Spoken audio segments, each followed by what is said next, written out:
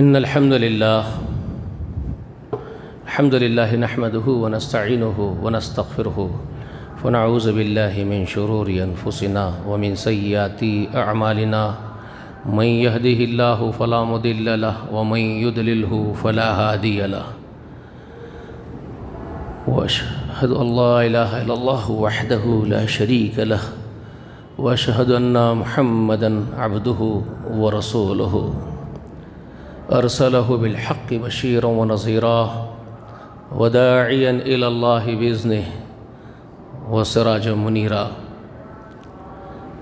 أما بعد فإن خير الحديث كتاب الله وخير الهدي هدي محمد صلى الله عليه وآله وسلم وشر الأمور محدثاتها كل محدثة بدعة وكل بدعة ضلال وكل ضلالة في النار فأعوذ بالله السميع العليم من الشيطان الرجيم ولا تأكلوا أموالكم بينكم بالباطل وتدلوا بها إلى الحكام لتأكل فريقا من أموال الناس بالإثم وأنتم تعلمون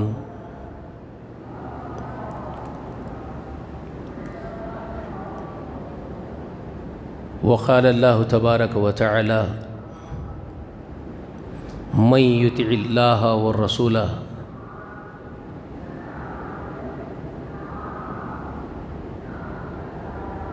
أولئك هم المفلحون۔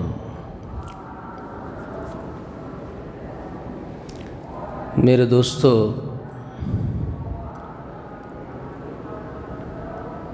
فقد فاز فوزا عظیمہ کے ساتھ سورہ احزاب میں اللہ اس کے رسول کی اطاعت کو اللہ نے قرار دیا۔ یہ رمضان کا مہینہ ہے جو چلے جا رہا ہے، ابھی ہم آخری دہے میں ہیں۔ بہت سارے رمضان ہمارے زندگی میں اللہ نے عطا کیے، اللہ کا شکر ہے، آئے اور گئے ہیں۔ ہم لوگوں نے عبادتیں بھی کی ہے، اللہ ہماری عبادتیں قبول فرما لے۔ لیکن نہ صرف رمضان بلکہ زندگی کا اتنا بڑا حصہ بھی ہمارا گزر گیا، ہم لوگوں نے آج تک قرآن کو سمجھنے کی زحمت گوارا نہیں کی۔ افسوس یہ ہے مسلمانوں پر۔ رمضان قرآن کا مہینہ ہے، اس کا ڈھنڈورا تو پیٹتے ہیں۔ رمضان بہت عظمت والا ہے، قرآن کا مہینہ ہے، قرآن جیسی عظیم کتاب اس میں نازل ہوئی ہے، ممبر و محراب سے بھی پکارا ہوتا ہے، مسجدوں میں بھی ہوتا ہے، درسوں میں بھی ہوتا ہے، جلسے بھی کرتے ہیں، استقبال رمضان بھی ہوا ہے، قرآن کی عظمت کے جلسے بھی ہوئے ہیں، ساری چیزیں ہوتی ہی رہتی ہیں۔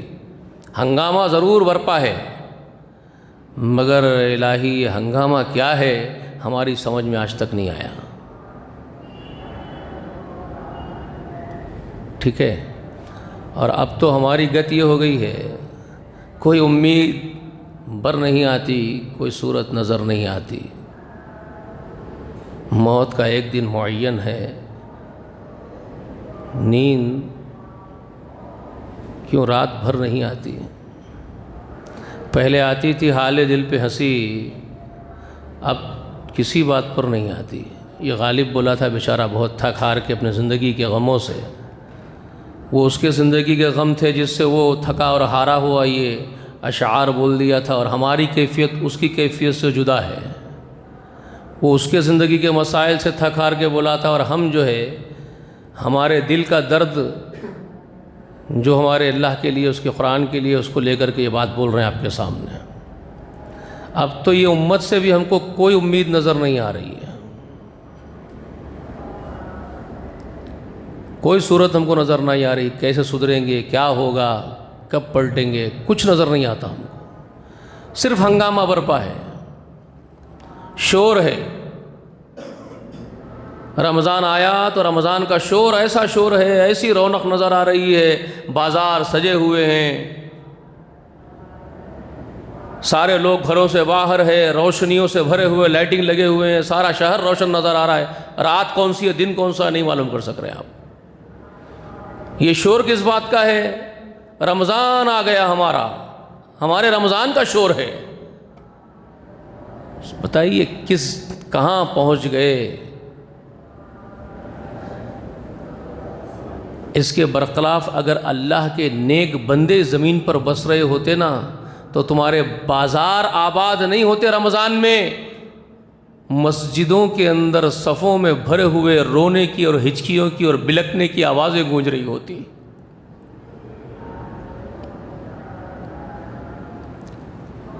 گھروں میں سے عورتوں کے رونے اور گڑگڑانے کی آوازیں سن رہے ہوتے آپ.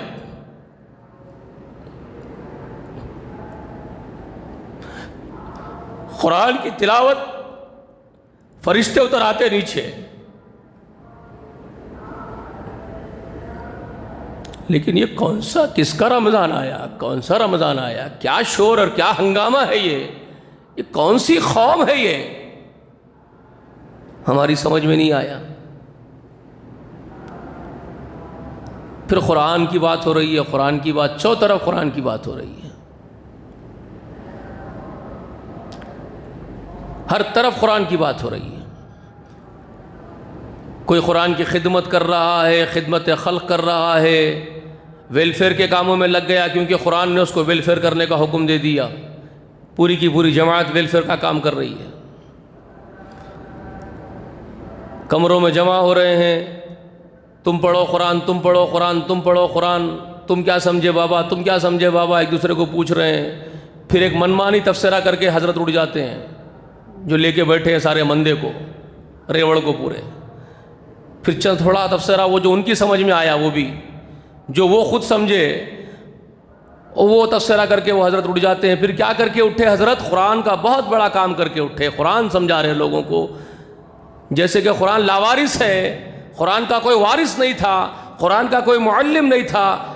بغیر معلم کے قرآن آسمان سے ان کے اوپر نازل، ان کے پاس پھینک دیا گیا ہے کہ تم سمجھ لو اور لوگوں کو اپنے سمجھا لو. اس طرح قرآن کو لاوارث بنا دیا ایک جماعت نے، ایک گروہ نے. منمانی اس کی جو ہے مراد، اس کی تفسیریں خود بیان کر کے اٹھ جاتا ہے.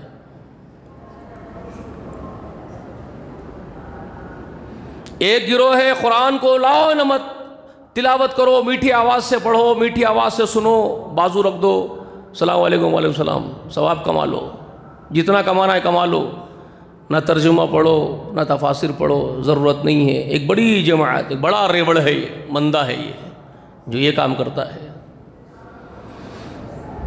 ایک ہے معتدل ہے، قرآن کو سمجھو، ترجمے سے پڑھو، تفاسیر پڑھو، رسول اللہ نے کیا فرمایا ہے احادیث کے ذریعے سے پڑھو.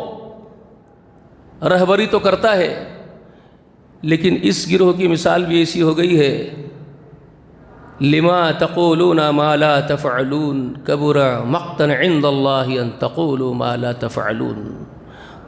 صرف کہتے ہو زبانوں کی نوک سے، عمل تم سے نہیں ہوتا. پھر کیوں کہتے ہو وہ جو خود عمل نہیں کرتے ہو ایسی باتوں پر؟ ایک گروہ یہ ہے جو دعوے تو کتاب و سنت کی اور منہج سلف کا کرتا ہے، لیکن زندگی میں عمل ملانے کے لیے تیار نہیں ہے. تو اب اسی لیے میں نے کہا کوئی امید بر نہیں آتی، کوئی صورت نظر نہیں آتی. اب کیا کریں مولا؟ موت کا ایک دن معین ہے، نیند کیوں رات بھر نہیں آتی؟ سوچ سوچ کے پریشان ہے. کیا ہوگا؟ کیا ہوگا پھر اس ملت کا حال جو تیار ہی نہیں ہے اللہ کی کتاب اپنانے کے لیے؟ کوئی بھی نہیں.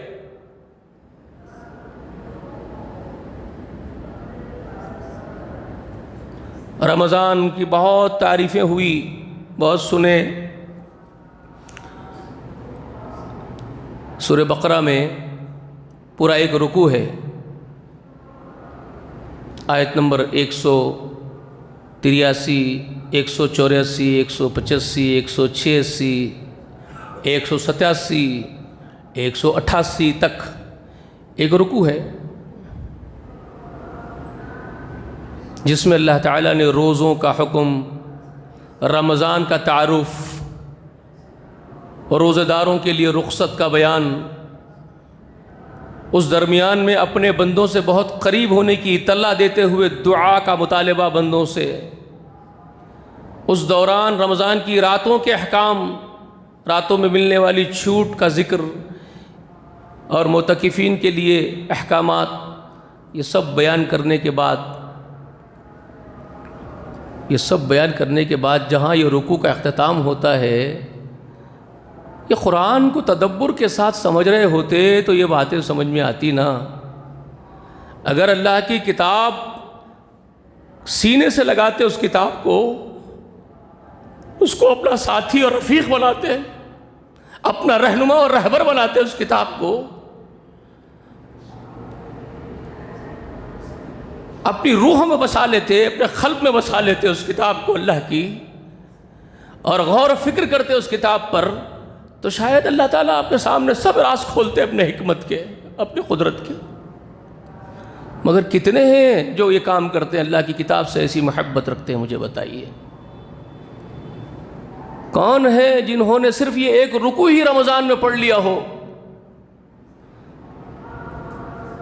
جس رکوع میں، جس سورہ بقرہ کے جس رکوع میں رمضان کے بارے میں بیان آیا ہے، رمضان کا مہینہ آ گیا تو کوئی تو ایسا ہو کہ صرف وہ ایک رکوع جو رمضان کے بارے میں ہے وہی کم سے کم پڑھ لیا ہو بیٹھ کر کے۔ سمجھ میں آ رہی ہے بات؟ عقل مند اگر کوئی ہے تو میری بات سمجھے گا۔ ارے بھائی، جو رمضان تو گزارنا چاہ رہا ہے، جس رمضان میں روزے رکھ کر کے، قیام اللیل کر کے اللہ کو راضی کرنا چاہتا ہے نا، کم سے کم وہ رمضان میں اسی رمضان کے جو احکام ہے جس رکوع میں، وہی تو پڑھ لیتا، کم سے کم اسی پر تو غور کر لیتا عقل کے گاڑے۔ کتنے لوگ ہیں ہم میں سے جو یہ کرے ہوں گے کام؟ جی، پورا رمضان کتنے آگے چلے گئے زندگی میں؟ ایک رمضان نہیں آیا بھائی، یہ میری زندگی میں اب میں 50 کے اوپر ہوں تو 50 رمضان تو یوں چلے گئے، کوئی 60 ہے تو 60 یوں چلے گئے، کوئی 70 سال ہے 70 سال یوں چلے گئے۔ کتنے رمضان آئے گئے جی؟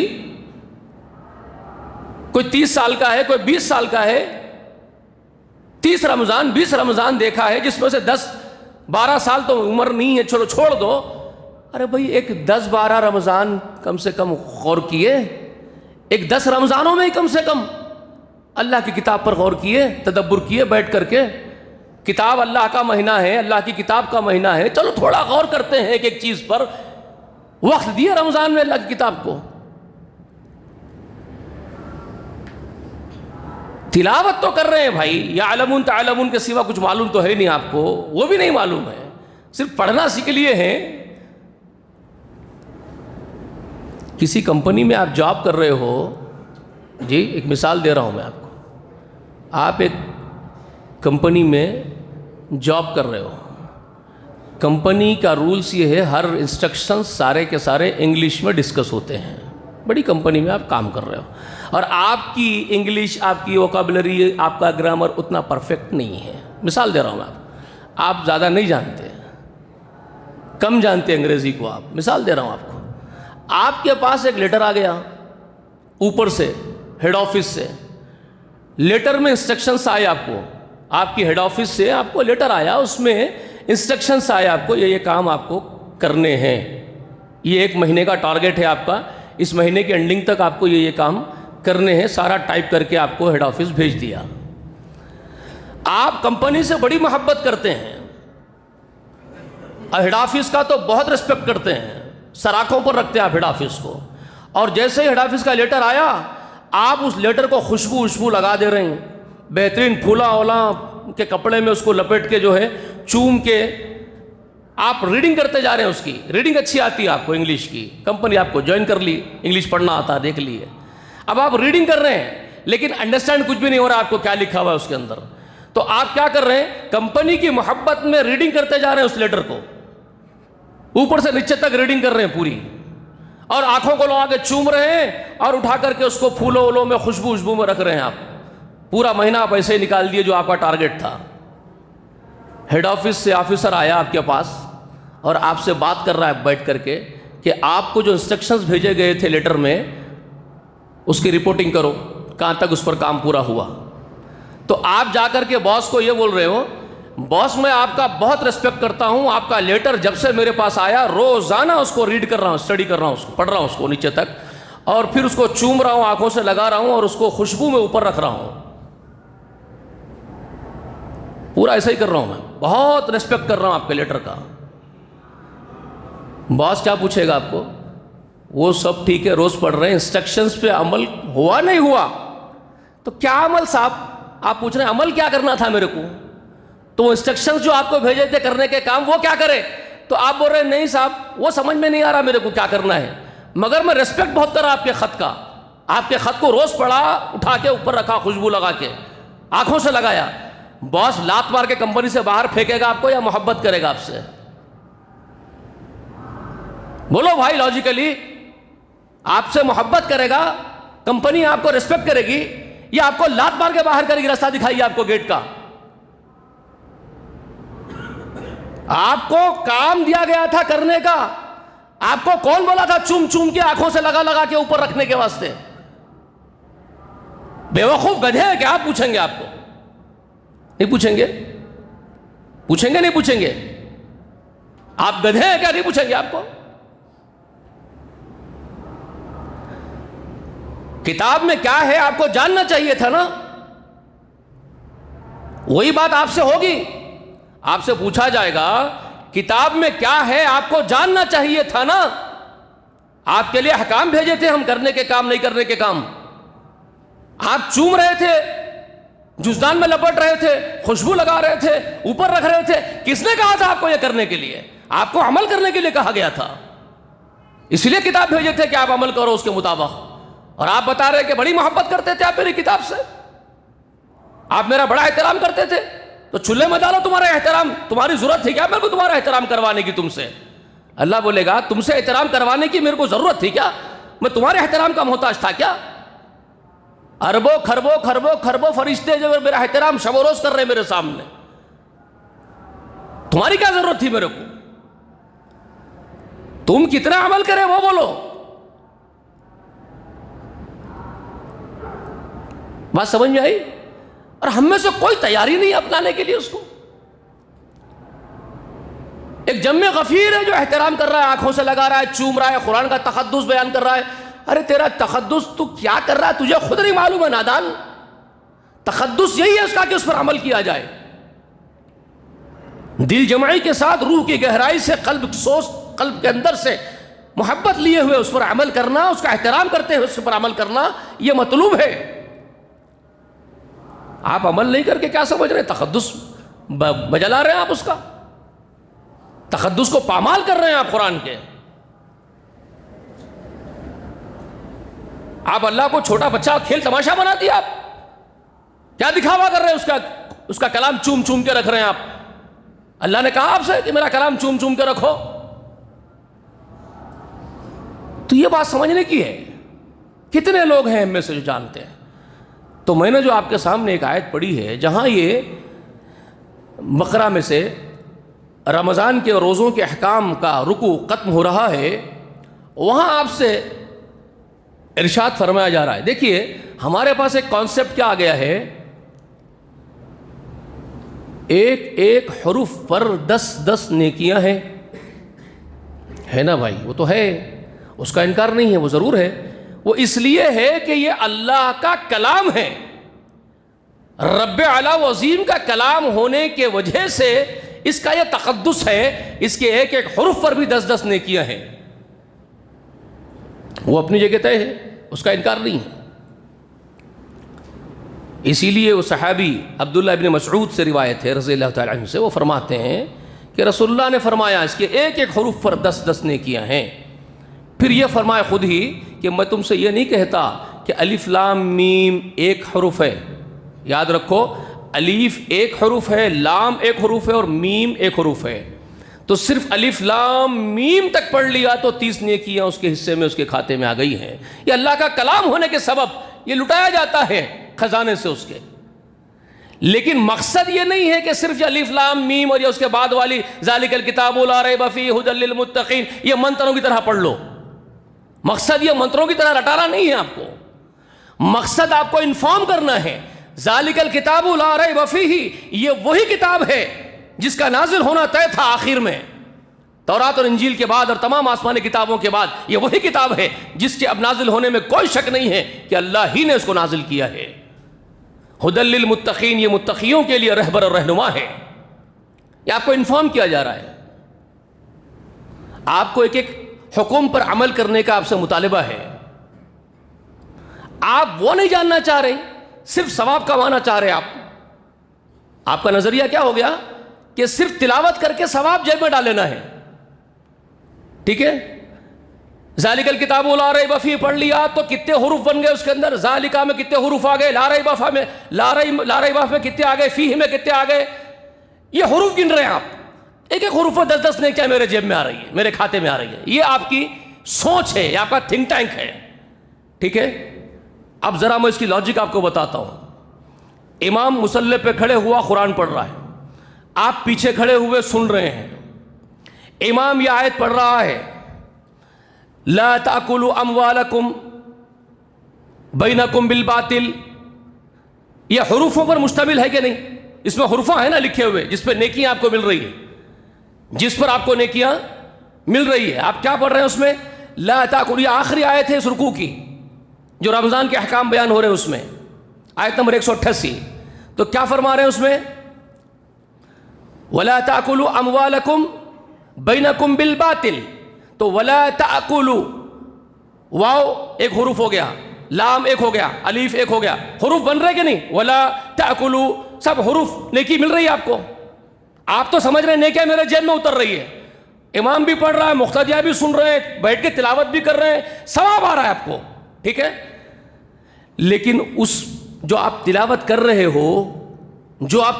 رہے ہو جس پر نیکیاں سمیٹ رہے ہو اللہ کی, اس میں آرڈیننس کیا ہے وہ سمجھ بھی رہے ہو؟ اس میں آرڈیننس کیا ہے, حکم کیا ہے وہ سمجھ بھی رہے ہو آپ, یا صرف نیکیاں ڈال رہے ہو جیب میں کھاتے میں؟ میں آپ کی لاجک بتا رہا ہوں. آرڈیننس کیا نکل رہے اس کے؟ وَلَا تَأْكُلُوا أَمْوَالَكُمْ بَيْنَكُمْ بِالْبَاطِلِ وَلَا تُدْلُوا إِلَى الْحُكَّامِ. یہ سب کیا بیان کیا جا رہا ہے آپ کو؟ یہ کیا حروف میں کیا معنی ہے ان کے, کیا ٹرانسلیٹ ہے ان کا آپ کی زبان میں؟ آپ کی زبان تو عربی نہیں ہے اس لیے آپ کو سمجھ میں نہیں آ رہا. تو جس طرح میں نے وہ کمپنی کا ایگزامپل دیا آپ کو, اگر آپ کو انگلش سمجھ میں نہیں آتی, لیٹر انگلش میں آ گیا تو آپ کیا کرتے ہیں فوراً؟ عقل مند ہے تو کیا کرتے ہیں آپ؟ ہیڈ آفس سے لیٹر آ گیا, آپ کو انسٹرکشنس آ گئے اور آپ کو انگلش سمجھ میں نہیں آتی تو آپ فوراً کیا کریں گے؟ کسی ایکسپرٹ انگلش جاننے والے کے پاس فوراً بھاگیں گے اور بولیں گے اس لیٹر میں کیا ہے, انسٹرکشن جلدی سے مجھے بتا دیے تاکہ میں وہ کام کر کے ریڈی رہوں میرا حساب لینے سے پہلے. بات سمجھ میں آ رہی ہے؟ باس آ کے حساب لینے سے پہلے میں یہ کام کر لیتا ہوں پورا, تو مجھے بتا دو اس میں کیا کیا ہے. آپ ٹرانسلیٹ کر لیں گے, اس سے پوچھ لیں گے, سمجھ لیں گے, یہی عقل ہے نا آپ کی. لیکن آپ چون چون کے رکھ دیے تھے تو کتنے بڑے بے وقوف بن گئے تھے وہاں. تو اب ایسے ہی یہ زبان تمہاری اپنی نہیں ہے عربی. جب اس میں یہ آرڈیننس آ رہے ہیں وَلَا تَأْكُلُوا أَمْوَالَكُمْ بَيْنَكُمْ بِالْبَاطِلِ, تو آپ جائیں گے کسی کے پاس پوچھیں گے اس کا مطلب کیا ہے, یا ثواب کماتے رہیں گے صرف منتر پڑھ کے؟ جی, آپس میں ایک دوسرے کے مال باطل طریقے سے مت کھا جایا کرو. آرڈر دے رہے ہیں آپ کو, آپس میں تم ایک دوسرے کے مال باطل طریقے سے مت کھا جایا کرو. وَلَا تُدْلُوا بِهَا إِلَى الْحُكَّامِ لِتَأْكُلَ فَرِيقًا مِّنْ أَمْوَالِ النَّاسِ بِالْإِثْمِ وَأَنْتُمْ تَعْلَمُونَ. حکم دے رہے ہیں آپ کو, حکاموں کو اور اہل اقتدار کے پاس جا کے رشوتیں کھلا کے, ظلم سے کسی معصوم کا مال رشوت خوروں کو رشوت کھلا کے, ڈپلیکیٹ ڈاکومنٹس بنا کے, غلط کاروائیاں کروا کے, رشوت خوروں سے اپنا کام بنوا لو حکومت کے لوگوں سے, اور ایک کسی معصوم پر ظلم کر کے اس کا مال کھانے کی کوشش مت کرو. وَأَنْتُمْ تَعْلَمُونَ, جبکہ تم کو یہ بات معلوم رہتی ہے, تمہارے دلوں کو, تمہارے ضمیر کو معلوم ہے تم غلط کر رہے ہو. یہ حکم آیا, یہ تمہارے فرشتے دونوں کرامن کاتبین لکھ رہے ہیں ریکارڈ میں تمہارے، اور سب سے بڑے خود ہم گواہ رہیں گے قیامت کے دن. تم نے یہ حماقت کی، تم نے یہ چوری کی، تم نے یہ ظلم کیا ایک معصوم پر، تم کو پکڑ کے ہم کھندل کے گاڑ دیں گے جہنم میں. یہ بولا جا رہا ہے نا. آپ تو ثواب کی نیت سے یہ پڑھ لیے، یہ متن پورا پڑھے، اور آپ کا گمان یہ ہے کہ ہر حرف پہ 10 نیکیاں میرے عمل نامے میں آ رہی ہے. یہ گمان سے آپ پڑھے برابر آپ، لیکن باہر نکلے پھر وہی کام کرے. آپ بہن کا حق مار کے کھا گئے، بیٹی کا حق مار کے کھا گئے، پھوپھی کا حق مار کے کھا گئے، ڈپلیکیٹ پیپر بنا لیے، باپ کی وراثت ڈال لیے، وہ سارے کام کر رہے ہیں آپ جو نہیں کرنے کے ہیں. اب یہ جو باطل طریقے سے مال کھانے کا جو میں بتا رہا ہوں، یہ تو کون بچا ہوا ہے مجھے نہیں معلوم. جو آپس میں باطل طریقے سے مال کھانے کے زمرے میں کون بچا ہوا ہوگا مجھے نہیں معلوم، مجھے نظر نہیں آ رہا. آپ کے پاس یہاں تک کہ پیاز بیچنے والا بھی باطل طریقے سے آپ کا مال کھا جاتا ہے. آپ کے پاس کیلے بیچنے والا بھی آپ کا باطل طریقے سے مال کھا جاتا ہے. آپ ذرا نظر چکاؤ، آپ کو جو ہے وہ چھوٹے موٹے کیلے جو خراب ہو گئے، چھیٹے والے ہو گئے، وہ ڈاکل دیتا اندر، لے کے جاؤ. وہ پاک و صاف مال نہیں دے گا آپ کو. اکثریت کا بتا رہا ہوں میں، اللہ ماشاءاللہ اچھے لوگ ہوں گے، میں یہ نہیں کہہ رہا ہوں. ہر جگہ دھوکے کے ساتھ مال بیچا جائے گا، ہر جگہ دھوکہ ہوگا، فراڈ ہوگا، جھوٹ ہوگی، کسی نہ کسی طریقے کی آمیزش ہوگی آپ کے اندر، آپ کے معاشرے میں. کہیں نہ کہیں آپ کا معاشرہ یہ جھوٹ کی اور یہ دھوکے کی آمیزش کرتا ہی کرتا ہے. تجارتوں میں، زندگی کے معاملات میں، معاملہ داریوں میں، کہیں نہ کہیں آپس میں ایک دوسرے کے مال باطل طریقے سے کھانے کا کام ضرور کرتے ہیں. رمضان کے پورے احکام بیان کرنے کے بعد اللہ نے اس کو بیان کیا. رمضان کیا لایا آپ کے اندر؟ کیا بیان کیے تھے بھائی؟ کتب علیکم الصیام کما کتب علی الذین من قبلکم لعلکم تتقون. تقوی آ جائے تمہارے اندر روزوں کے ذریعے سے، اس لیے روزے رکھوائے تمہارے کو پورا مہینہ. اور اختتام پر رکوع میں یہ آپ کو یہ آرڈیننس دے رہے ہیں کہ دیکھو جب تقوی آ گیا ہے، تم متقی بنے، روزے رکھے پورے مہینے، تو تقوی کا سب سے بڑا تمہارے تقوی کا جو ہے تقاضا بنتا ہے. وہ تقاضا کیا ہے کہ تم پاک روزی کھانے والے، پاکیزہ زندگی گزارنے والے بنو. آپس میں باطل طریقے سے، دھوکہ دہی سے مال ایک دوسرے کا مت کھایا کرو. رشوتیں دے کر کے، رشوتیں کھلا کر کے، غلط طریقے سے مظلوموں کا مال مت کھایا کرو. یہ آرڈیننس آپ کو دیے، آپ سمجھے ہی نہیں. آپ رمضان کا مقصد ہی نہیں سمجھے، آخری کی آیت نہیں سمجھے. ثواب کما رہے ہیں آپ کا نظریہ یہ ہے کہ بس ایک ایک حروف پر 10 نیکیاں میرے خزانے میں آ رہی ہیں نام اعمال میں. تمہارے باپ کا مال ہے، تم اللہ کی نافرمانی کرو، تم مظلوموں کا مال کھا جاؤ، تم غدار بن جاؤ، رشوت خور بن جاؤ، حرام خور بن جاؤ، اور تمہارے نام اعمال میں 10 نیکیاں اللہ جوڑتے چلے جا رہے ہیں کیونکہ تم تلاوت کر رہے اس کے کتاب کی. کیونکہ تم تلاوت کر رہے، بڑا احسان کر رہے تم اللہ کے اوپر، بہت بڑا احسان کر رہے. اس کی کتاب پڑھ رہے تم، تو تم کو کیوں نیکیاں نہیں دینا انہیں؟ تم لڑو اب اس سے، تیری کتاب پڑھے نا، نیکیاں دے. پھر غداری کرے سو، نافرمانی کرے سو کیا؟ میں جو بولا تھا، جو حکم دیا تھا وہ نہیں کرے تم کام، اس کا کیا؟ کون حساب دینا اس کا؟ کون دینا اس کا حساب؟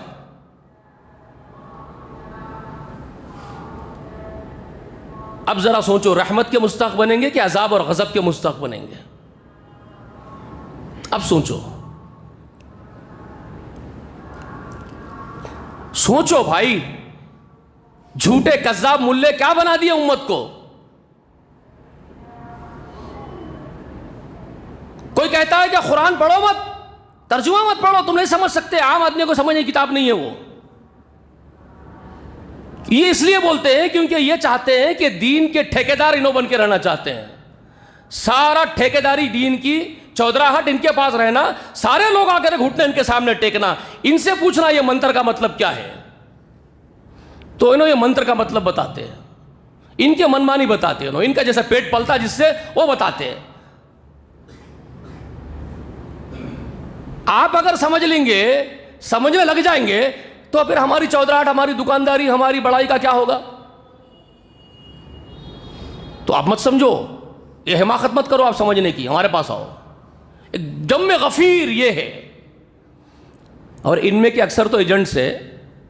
اب میں یہ بات بولتا ہوں تو شاید چرکے بہت لگتے ہوں گے لوگوں کو. ان میں کی اکثریت تو ایجنٹس کی ہے جو دین کو پوری طریقے سے بگاڑنے کا ٹھیکہ لیے ہوئے کہیں اور سے. ان کو ٹھیکہ ملا ہوا ہے، گتا ٹینڈر ملا ہوا ہے ان کو. ہجڑوں کو لپسٹک لگا کے پورا تیار کر کے پورا زنانہ لباس پہنا کے صفوں میں کھڑے کر رہے ہیں ہجڑوں کو لا کر کے. کیا ہے بولے تو ہجڑے بھی مخلوق ہے اللہ کی، جماعت میں نکلنے کا حق ان کو بھی ہے. مردانہ لباس پہنا کے نہیں لاتے، زنانہ لباس پہنا کے لا کے کھڑے کر رہے ہیں. اور وہ پھر باضابطہ اس کو شیئر بھی کر رہے ہیں، اس کو پھر سوشل میڈیا کے ذریعے شیئرنگ بھی ہو رہی ہے اس کی، تاکہ لوگوں کے اندر سے وہ ہجڑوں کی کراہیت نکل جائے. آپ ایکسیپٹ کر لو، ان کو بھی لا لو، آپ کے صفوں میں لا لو. بہت کچھ ہو رہا ہے. ایک چھوٹی سی مثال دی ہمیں، بہت کچھ ہو رہا ہے. سارا قرآن کے ساتھ جو غداری کا کام ہے وہ ان کے پاس ایجنسی ہے اس کی. ٹوٹل قرآن اور سنت کے خلاف کیسے کروانا ہے پوری امت کا کام وہ ہے. اور کچھ بیوقوف گدھے قسم کے ہیں جن گدھوں کی مثال تورات والوں کے لیے بیان کی گئی ہے. مثل الذین حملوا التوراۃ ثم لم يحملوها كمثل الحمار يحمل اسفارا. تورات والوں کی مثال جن کو تورات کی ذمہ داری دی گئی تھی، وہ تورات میں کیا ہے جانے ہی نہیں، بدبخت تورات کا حق ہی نہیں ادا کرے. تو ان کی مثال گدھوں کی اللہ فرمائے. گدھے ہیں وہ، جیسے گدھے بہت سارا بوجھ لاتے ہیں، پیٹھ پہ ڈالو مٹی پتھر پوٹلے کپڑوں کے کچھ بھی ڈالو، گدھے کا کام لے جانا ہے، لے جاتا ہے پھینک دیتا ہے، اس کو معلوم ہی نہیں میرے پیٹھ پہ کیا رکھے. کچھ بھی رکھو، بس یہی وہ گدھے ہیں، ان کے پیٹھ پہ کیا عظیم کتاب رکھی گئی، اس میں کیا ہے، کیا کرنے کا حکم ہے، کچھ نہیں معلوم ہے آسمانی کتاب کے بارے میں. ہم کتاب والے ہیں بولتے پھرے ہوئے زمین میں. یہ گدھے ہیں. وہ گدھے تورات والے ہو سکتے ہیں تو گدھے یہ بھی ہو سکتے ہیں، سمجھ لیجیے آپ، جن کو معلوم ہی نہیں قرآن میں کیا ہے. تو ایک جم غفیر یہ ہے جن کو معلوم ہی نہیں اللہ کی کتاب میں کیا ہے، بس کتاب والے ہونے کا ایک شور مچائے ہوئے ہیں کہ ہم کتاب والے ہیں. تو یہ ایک جم غفیر ہے. اور ایک ہے یہود کے علماء کی طرح کے غدار، جو علماء یہود میں اور اس وقت کے زمانے کے جو غدار تھے، جن کو معلوم تھا ہم کیا کر رہے ہیں حرکتیں پوری، اور جان بوجھ کے کرتے تھے، جن کا ذکر اللہ تعالیٰ نے یہ سورہ مائدہ کے اندر 62-63 آیت کریمہ میں فرمایا. کیا فرمایا؟ وَتَرَى كَثِيرًا مِّنْهُمْ. یہ منہم سے مراد کون ہے؟ کون لوگ مراد ہے اس سے؟ یہود اور نصارہ. ان کے بارے میں خبر دی جا رہی ہے. وَتَرَى نبی تم دیکھو گے كَثِيرًا مِّنْهُمْ ان کے کثیر تعداد کو، ان لوگوں کی کیا کرتے ہیں؟ يُسَارِعُونَ فِي الْإِثْمِ وَالْعُدْوَانِ. يُسَارِعُونَ فِي الْإِثْمِ وَالْعُدْوَانِ. ان کی تگ و دوڑ، شب و روز کی بھاگ دوڑ، شب و روز کی تگ و دوڑ، ساری کوششیں، کاوشیں، سعی بھگدڑ ان کی ہر وقت گناہ کے کاموں میں اور سرکشی کے کاموں میں رہتی ہے. ان کی زندگی کا مین حصہ، بڑا حصہ، صبح اٹھے تو وہی پلاننگ رہتی ان کی، آج کہاں کہاں جانا ہے، کہاں کہاں کرسیاں ڈال کے بیٹھنا ہے، کن کن کے زمینوں پہ قبضے کرنا ہے، کون سے پلاٹا بیچنا ہے، کون سے وینچروں پہ جانا ہے، کن کن کو دھمکیاں دینا ہے. ٹھیک ہے؟ یا پھر یہ کہ کون سے آفیسروں کے پاس پہنچنا ہے، ڈپلیکیٹ ڈاکومنٹس بنوانا ہے.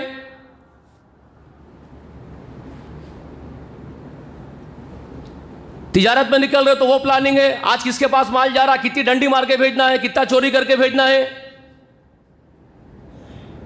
آٹو والے کو بول رہے ہیں، لاری والے کو بول رہے ہیں، بابا وہ کانٹے پہ لگا تو یہ ڈنڈی مار دے، اس میں یہ رکھ دے، یہ نکال دے. ساری تگ و دوڑ ان کی کس میں لگی ہوئی ہے؟ میری بات سمجھ رہے ہیں آپ؟ تگ و دوڑ کس میں ہے؟ اللہ نے فرمایا یسارعون فی الاسم والعدوان. ان کی کثیر تعداد کی بھاگ دوڑ روز کی صرف گناہ اور سرکشی کے کاموں میں ہے. جی. اور وَأَكْلِهِمُ السُّحْتَ اور حرام خوری میں ہے، حرام مال کھانے کی فکر میں زندگی گزر رہی ہے ان کی. کہاں سے مال حرام خوری سے آ جائے اور ہم کھاتے پیتے عیش کریں اور مزے کریں. ہمارے بچے کھاتے پیتے رہے، ہمارے بیویاں کھاتے پیتے رہے، بازاروں میں جائے عیش کرے، آئس کریمہ کھائے، چاکنے کھائے، بڑے بڑے فارم ہاؤسوں کو جائے، خوب عیش کرے تاکہ مال آتے رہے اور ہم کھاتے پیتے رہے. اکلہم السحت، حرام خوری ہماری چلتی رہے. ہمارا پیٹ نہیں رکنا چاہیے، ہماری عیاشی نہیں رکنی چاہیے. کہاں سے بھی مال کماؤ تو اسی میں تک دوڑ ہے. لبئس ما کانوا یعملون، اللہ نے فرمایا لبئس ما کانوا یعملون، بہت برا ہے جو انہوں نے یہ عمل کیا. یہ جو ان کا عمل ہے وہ بہت برا عمل ہے ان کا، اکثریت کا ان کی. یہ حرام خوروں کا جو عمل ہے بہت برا عمل ہے. ان کی تگ و دوڑ روز کی جو ہے بہت بری تگ و دوڑ ہے، جو گناہوں کے کاموں میں اور سرکشی کے کاموں میں ہے. ہاں بھائی، اب آگے بڑھا تو ذرا تکلیف ہو جاتی ہے لوگوں کو. یہ تو میں عوام الناس کے کردار کی عکاسی کر رہا ہوں آپ کے سامنے. یہ عوام الناس کے کردار کی عکاسی ہے. اب ذرا خواص کی طرف چلا گیا تو ایسے چرکے لگیں گے، چھالے آ جائیں گے جل کے. کتنے مدرسے بنانا ہے، کتنے مسجدوں کے چندے لانا ہے، کتنا پرسنٹیج خود دبا لینا ہے، اس کے بعد کون سی گاڑی خریدنا ہے، پھر اس کے بعد کہاں کا بنگلہ فارم ہاؤس ریڈی کرنا ہے. یہ لانے کے بعد کس کو دبئی بھیجنا ہے، کس کو عمرہ بھیجنا ہے، چندے کی رسید دے کے. اب یہ ذرا علیحدہ ایک ڈپارٹمنٹ دوسرا ہے. یہ سمجھ رہے ہیں میری بات؟ یہ ہے لبئس ما کانوا یعملون. اس کے بعد والی آیت میں تو بہت رکھتا ہوں، اگلے جمعے کے لیے بھی تو کچھ ہونا نا. اگلے جمعے میں رکھیں گے انشاءاللہ. آج کی بات تو سمجھ میں آ گئی. اگر نئی باز آئے نا، یہ سب کے لیے ہے، عوام اور خواص کے لیے. اگر توبہ نہیں کرے، گڑگڑا کے معافی نہیں مانگے اس رب سے، تو اب جو گد بن رہی ہے نا، اس سے بہت بری گد بننے والی ہے. دیکھو، جب وہ خود فیصلہ کر لے تم کو سزا دینا ہے تو بچائے گا کون؟ مجھے بتائیے، کون بچائے گا؟ آپ یہ سمجھ رہے ہیں کہ اس کے پاس کوئی طاقت نہیں ہے، انہوں نے کیا سزا دیتا؟ تو پھر سوچتے بیٹھو آپ. اگر ایسا سوچ رہے تو سوچتے بیٹھو آپ. ورنہ ایک بات یاد رکھو، انیبوا الی ربکم واسلموا لہ من قبل ان یاتیکم العذاب ثم لا تنصرون. اس کا یہ حکم یاد رکھ لو. اللہ فرما رہا پلٹ کے آ جاؤ میرے طرف، پلٹو میرے طرف آؤ اور فرما برداری اختیار کر لو میری، اس سے پہلے کہ میرا عذاب تم پر آ جائے. ثم لا تنصرون، پھر تم کہیں سے مدد نہیں کیے جاؤ گے. کوئی مدد نہیں کرے گا تمہاری جب میں عذاب کا فیصلہ کر لوں گا. اور یہ جھوٹے ملے تم کو یہاں بھی دھوکہ دے رہے ہیں، تم کو بول رہے ہیں تمہاری آزمائش ہو رہی ہے. ہاں، یہ شیطان ملے ہیں، یہ پورے یاد رکھنا. ان کو بہت چرکا لگیں گے میری باتوں کے، یہ کیا بول رہا ہے، لیکن یاد رکھنا یہ ان کے دوست ابلیس کے لشکر میں سے ہیں. یہ ان کو پٹی پڑھاتے رہتے ہیں، ان کے کانوں میں پھونکتے رہتے ہیں، یہ ہمارے سامنے یہ بک بک کرتے رہتے ہیں. بولیں گے آپ کو آزمائش ہو رہی ہے آپ کی. ارے بابا، آپ ابراہیم کے مقام کے لوگ نہیں ہو جو آزمائے جاؤ گے. آپ اسماعیل کے درجے کے لوگ نہیں ہو جو آزمائے جاؤ گے، جو اسحاق نہیں ہو کہ آزمائے جاؤ گے، یعقوب نہیں ہو کہ آزمائے جاؤ گے، یوسف نہیں ہو کہ آزمائے جاؤ گے. تم ایوب علیہ السلام کے درجے کے نہیں ہو کہ تمہاری آزمائش ہوگی.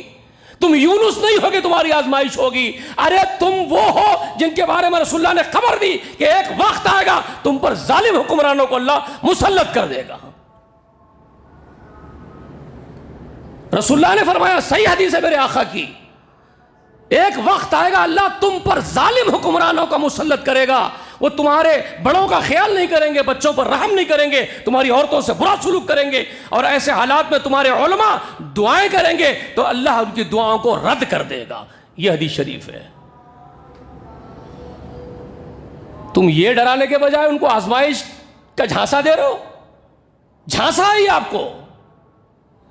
زانیوں کی آزمائش ہوتی ہے، بدکاروں کی آزمائش ہوتی ہے، حرام خوروں کی آزمائش ہوتی ہے، شرابیوں کی آزمائش ہوتی ہے،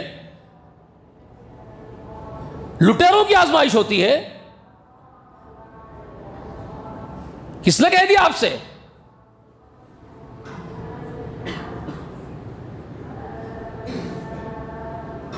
آپ یہ سمجھ رہے ہیں کہ کوئی طاقت ایسی ہے دنیا میں اس کو خود اختیار مل گیا ہے کہ خود پاور میں آ کے بیٹھ سکتی ہے وہ؟ اگر آپ کا یہ عقیدہ ہے تو پھر چولہے میں ڈالو، تم موحد ہی نہیں ہو اگر یہ عقیدہ ہے تمہارا تو۔ اگر تمہارا یہ عقیدہ ہے تو پھر توحید کے جھوٹے دعوے ہیں آپ کے۔ کوئی بھی طاقت دنیا کی از خود اس کو پاور مل گیا اس کی طرف سے، وہ خود کما لیا اپنی صلاحیت سے پاور، نہیں۔ قل اللہم مالک الملک تؤتی الملک من تشاء وتنزع الملک ممن تشاء۔ یہ عقیدہ ہے اللہ کے نیک بندوں کا، اللہ والوں کا، رسول اللہ کا، اور تمام انبیاء کا اور صحابہ کرام کا۔ یہ عقیدہ ہے اللہ جسے چاہتا ہے ملکوں پہ بٹھاتا ہے، جب چاہتا ہے نیکوں کو بٹھاتا ہے، جب چاہتا ہے بدوں کو بٹھا کے آپ کو جو سزا پہنچاتا ہے ان کے ذریعے سے۔ توبہ کرو، استغفار کرو اللہ کے حضور میں، اس کو راضی کرو۔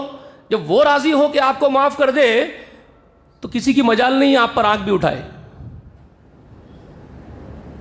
یہ کام کرنے کے ہیں۔ اللہ تعالیٰ سے دعا ہے کہ اللہ تعالیٰ کہنے سے سننے سے زیادہ ہم سب کو عمل کرنے کی توفیق عنایت فرمائے۔ جب تک اللہ تعالیٰ ہم کو اس دنیا میں زندہ رکھ، ایمان کے ساتھ اسلام پر اور ایمان پر زندہ رکھ اور خاتمہ بالخیر ہو۔ اللہ رب العالمین قرآن کریم سے بے پناہ محبت کرنے اور اس کو اپنانے، اس پر عمل کرنے کی توفیق عنایت فرما دے۔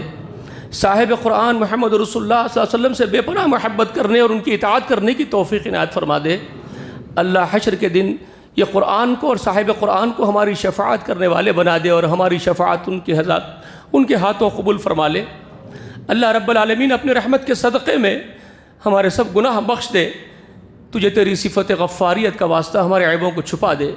تو رحمان ہے، سراپر رحم اور مہربانی فرما دے۔ ہم سب کو بخش دے مولا، ہماری خطائیں بخش دے، مصیبت زداؤں کی مصیبتیں دور کر دے، بیماروں کی بیماری دور کر دے، شفا کامل عاجل عطا کر دے۔ اے اللہ، جو حاجت مندیں ہیں، لوگ حاجت مند ہیں تیرے سامنے ہاتھ پسارے ہوئے ہیں، جائز حاجتیں ہیں، اللہ مرادیں پوری فرما دے۔ پروردگار جو ہماری بچیاں بیٹھی ہیں ان کے رشتوں کا بندوبست فرما دے۔ پروردگار باپوں کے سروں سے بوجھ ہلکا کر دے۔ اللہ، لوگوں کی اولاد بگڑی ہوئی ہے، ان کی اولادوں کو نیک ہدایت دے دے، ماں باپ کی تکلیفیں اور مصیبتیں دور فرما دے۔ اللہ، ہر قسم کی مصیبت، ہر قسم کا شر ہم سے دور کر دے، ہم کو خیر عطا فرما دے۔ ربنا آتنا فی الدنیا حسنہ وفی الآخرۃ حسنہ وقنا عذاب النار۔ سبحان ربک رب العزۃ عما یصفون، سلام علی المرسلین والحمد للہ رب العالمین۔